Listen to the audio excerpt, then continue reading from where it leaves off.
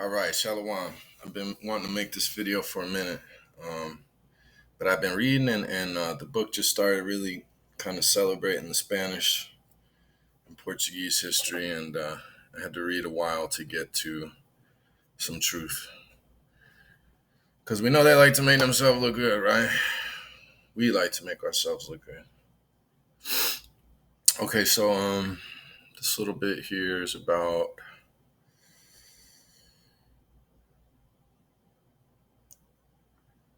the death of Cortez. Not Cortez, Moctezuma, and the fall of Tenochtitlan. So we're gonna start here,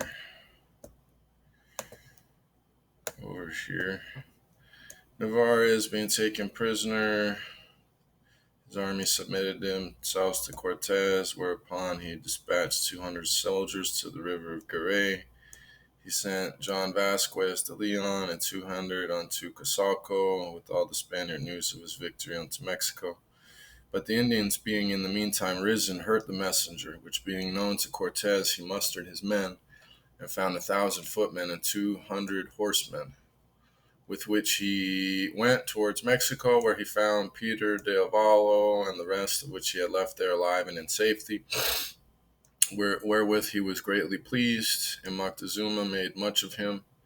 But yet the Mexicans ceased not, but they made war against him, and the war grew so hot that they killed their king, Moctezuma, with a stone.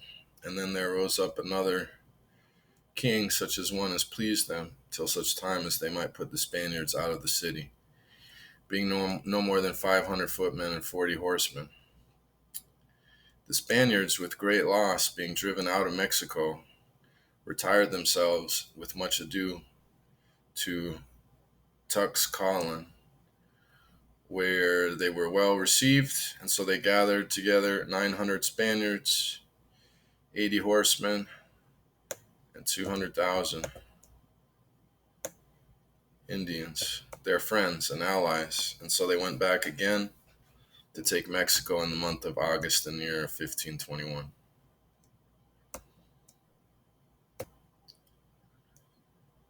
Okay, we're going to resume right here.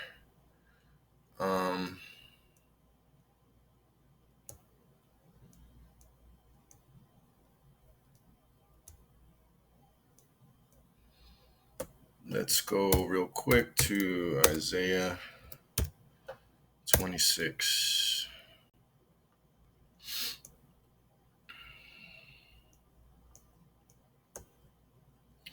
And I've been studying Isaiah.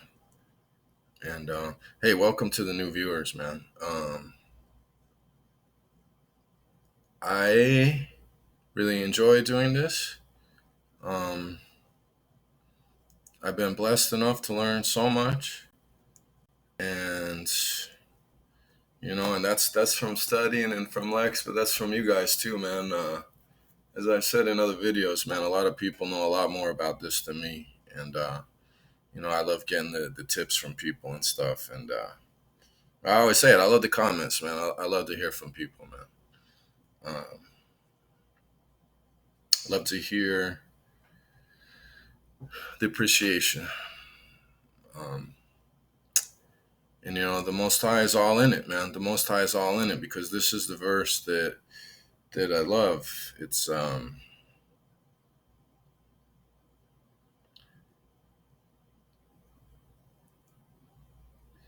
this is the verse that I love, because it says, "With my soul I've desired thee at night, and with my spirit I'll seek thee early. For when thy judgments are in the earth, the inhabitants of the world will learn righteousness."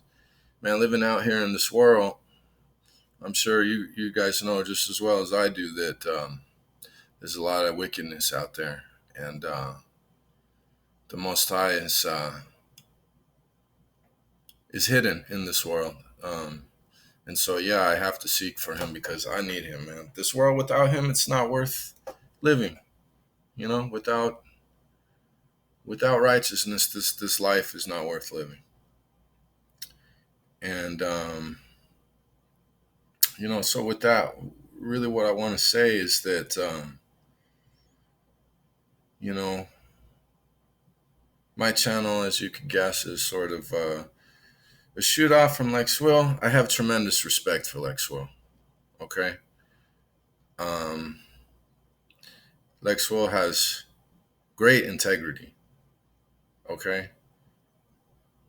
Lex Will has integrity that he sticks to the book. You wanna present an argument to Lex Will? Use the book.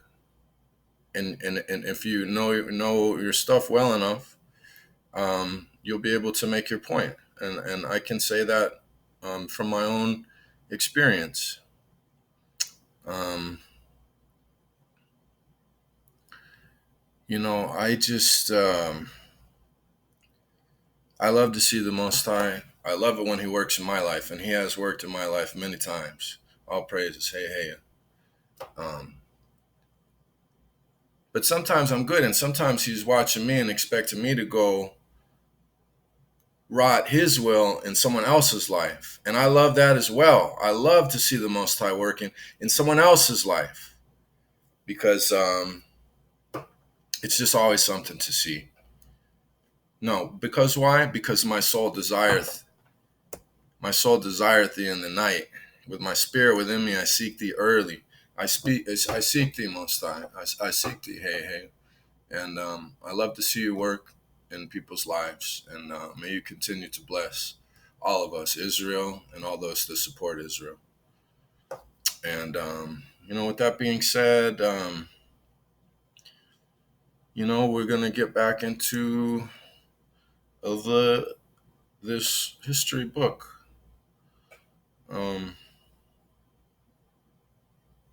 And we're about to talk about some white slaves. And as I've learned, the meaning of fascism is one way. One way. So there's one way, right? And if you're different than our one way, you will be not accepted. You will be rejected.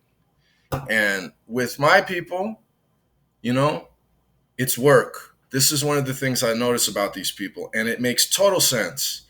Man, if you don't like to work, if you're not down for working 15, it's like work, work, work. It's a motherfucking slave mentality. I could see them out there in the field doing the work, and the one going and snitching on the others that aren't working as hard. It makes total sense to me the way my people are with work. My God, and how they love to say, "Oh, he's just looking for a handout." Man, I hate when I hear someone say that. That is total horseshit. Okay? White people spent so many generations under slavery that they love it. They love it. Do they not seek slavery from the government, from their overseers? They love their place. They love their place as their little getting pat on the head, go back to work, boy. They love that shit. They love that shit so much that they'll come to me or you or whoever that ain't with that one mindset, that fascist mindset, to work, work, work, and they will disrespect you, or worse, just because of how you feel about working. Goddamn, I mean, I know some people that love to work, and I respect a hardworking person. Don't get me wrong, but at the same time, we know that we don't get into each other's lives like that. If it's I don't know. I don't know. I just noticed it with them. Maybe you guys notice it too. Maybe it would put together the pieces for some people because I just noticed this, man. The way they love to work, man, it's really something. Anyway, okay. So, yeah, that white work ethic, man, and it's not that they're great workers. You know what I mean? It's not that they accomplish anything. It's that it's been goddamn ingrained into them with that motherfucking back to work, boy. That type of thing. Maybe my people weren't under slavery. Maybe that's why I don't feel the same way about all of it as they do. But man, it makes me sick, man. Look, there's people that like to do a lot of different things. Some people like to play basketball. Some people like to play football. It ain't one way. It's one way for y'all, man. That's why y'all in that condition. That's why the Most High don't speak to you and don't got no love for you. All right, we're gonna go to 177. Like I said, see where I'm at 140. I had to read damn 30 pages to get to anything of any more truth because it's just given a lot of Spanish history and a lot of just justifying and just a lot of you know romanticizing the murder and rape of you know what I mean. It's not real. Let's see if we can get this up. I don't know why this keeps jumping around like this. Okay, we're at 170. We need 177. Just hang in there with me. I probably should have paused it for this. There we go. 177. Okay.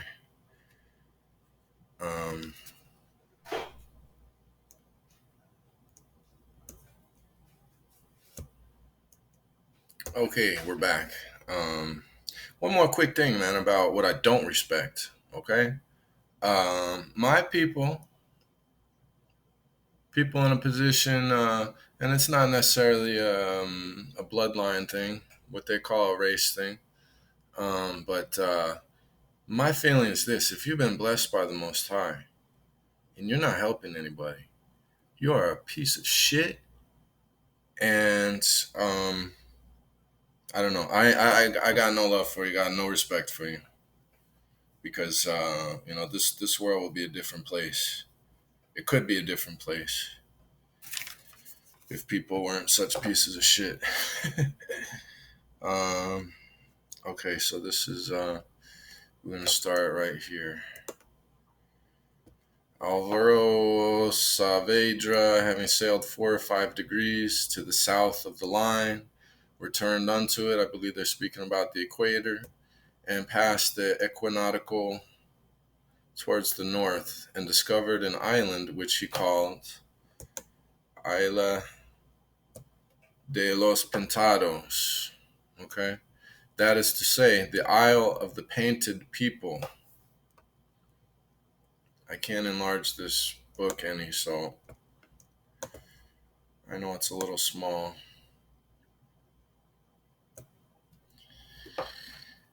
That is to say, the Isle of the Painted People, and I'll look up Isle of the Pintados in a second to show you where it is. But that is to say, the Isle of the Painted People, for the people thereof be white, and all of them marked with an iron. You could see that, right? All of them marked with an iron. We know what that means, right? That's branding, okay? And according to all appearance, by the signs which they gave, he conceived that they were of China. Okay, very interesting.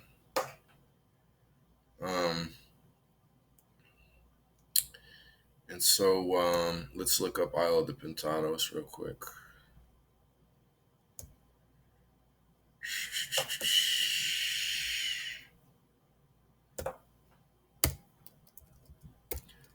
Isle de los Pintados.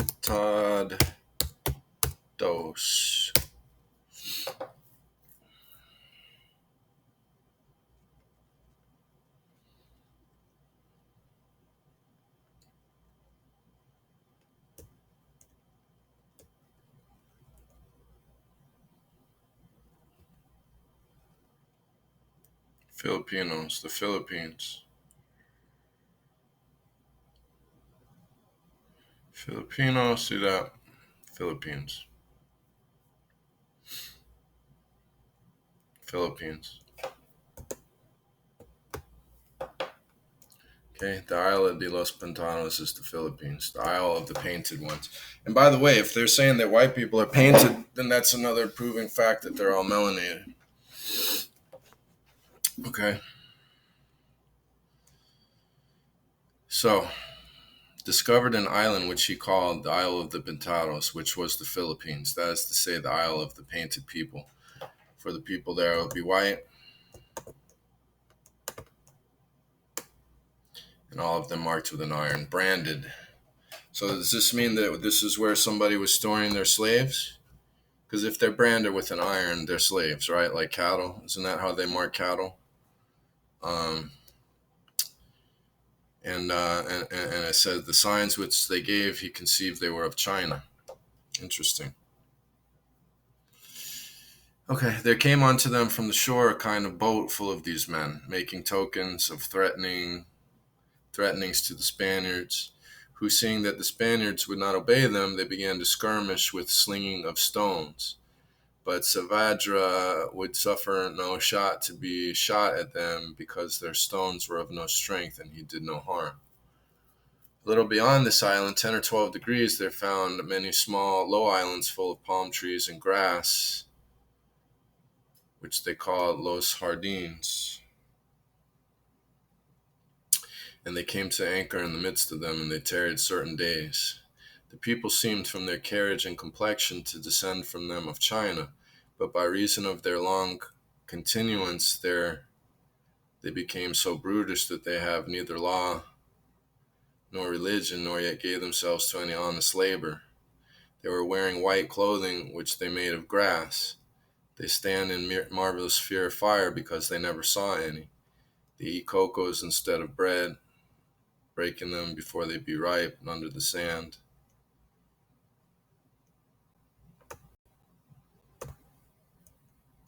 Okay, sorry, I was reading in the wrong direction. What I meant to read was before the part that I was just reading about the Philippines. And this is going to be about New Guinea, if you can read that right here. Nova Guinea. The coast was clean and of good anchorage, but the people black and of curled hair. From the girdle downward they did wear a certain thing plaited to cover their lower parts. The people of Maluku called them Papuas, because they be black and frizzled in the hair. And also, do the Portugals call them blank? We don't know what.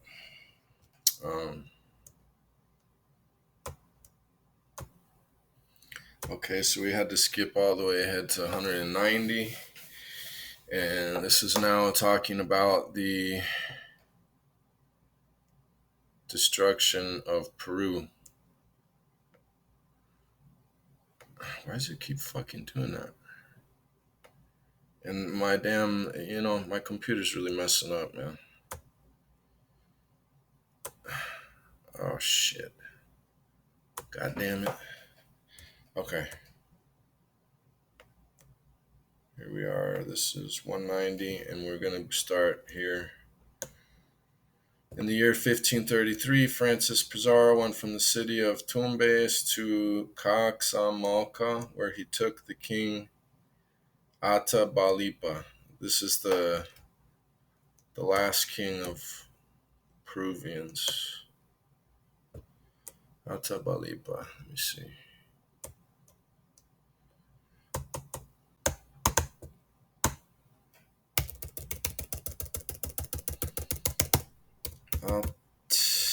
Too many T's. Atabalpa.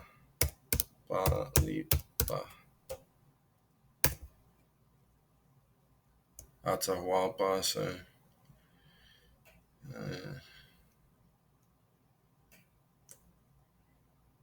Last emperor of the Inca.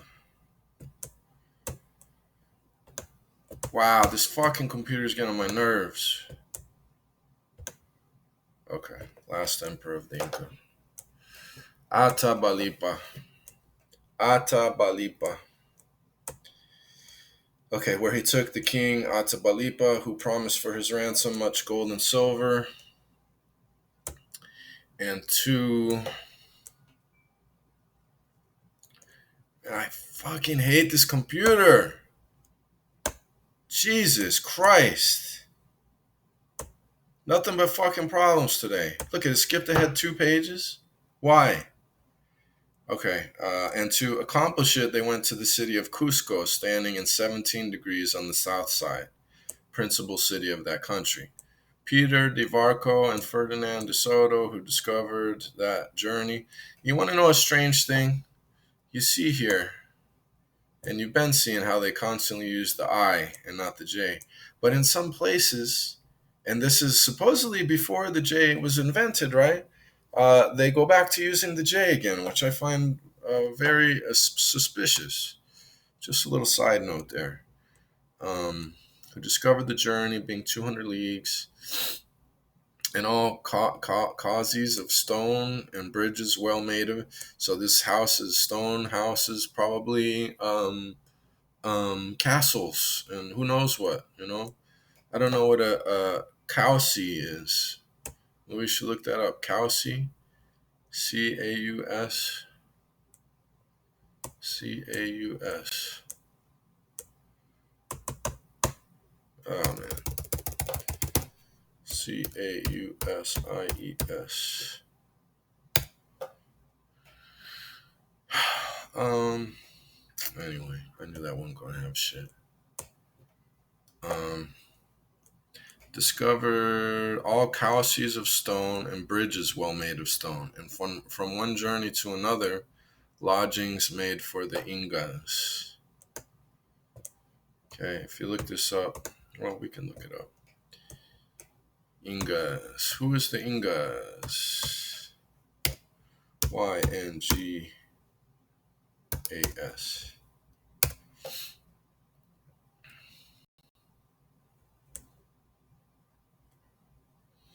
They're probably not going to give it here. It's the Incas, okay? Um, yeah, here we go. The 13 Ingas or sovereigns that reigned successfully in Peru. The kings of the Incas, or the Ingas, or the Yingas, for so they call their kings. Their armies are very great and monstrous, for they bring above 100,000 fighting men. Jesus, if it does that shit one more fucking time, okay? 100,000 fighting men to the field. They lodge upon these causes and have their provisions sufficient and necessary, after the use and customs of China, as it is said. These people appear to be all one descent, okay? They're talking about the Incas and the Chinese. Uh, uh, um, we use China as a broad term, so I wouldn't expect that they would be using China as a broad term as well, because you saw before them talking about the white Filipinos coming from China or being of the same people as China. So we see, of course, many different Ham, Shem, and Japheth are all mixed up all over the place. We can find people of Shem, we can find people of Ham in the land of Shem, we can find Japheth all over the place. And so as is being uncovered, there's a lot more going on in Asia than meets the eye. And here it is. After the use and custom of China, talking about using 100,000 fighting men, as it is said, this people appeared to be all of one descent. Okay. 91.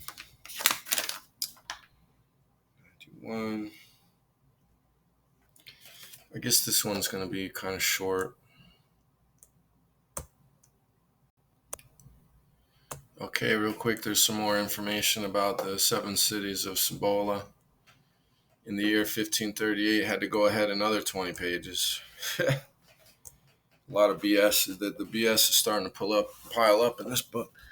In the year 1538, there went out of Mexico certain friars, and you can see that when they took over Peru, that's when all the Catholics started coming, all the Jesuits. It seems they weren't mentioned during the takeover and the fall of and the rape of Tenochtitlan or Mexico City, but when they got down to Peru, they brought them over. Certain friars of the Order of St. Francis towards the north to preach to the Indians the Catholic faith. He that went furthest was one friar marked Aniza, who passed through Culiacan and came to the province of Cibola, where he found 7 cities, of which he related marvels.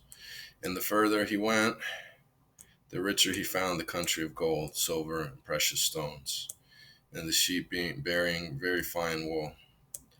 Upon the fame of this wealth, the Viceroy Don Antonio de Mendoza and Cortez determined to send power thither, Well, they sniffed out that money. They wanted to steal it. Fucking piece of shit. But when they could not agree thereupon, Cortez went over into Spain and he died. Oh, boo hoo.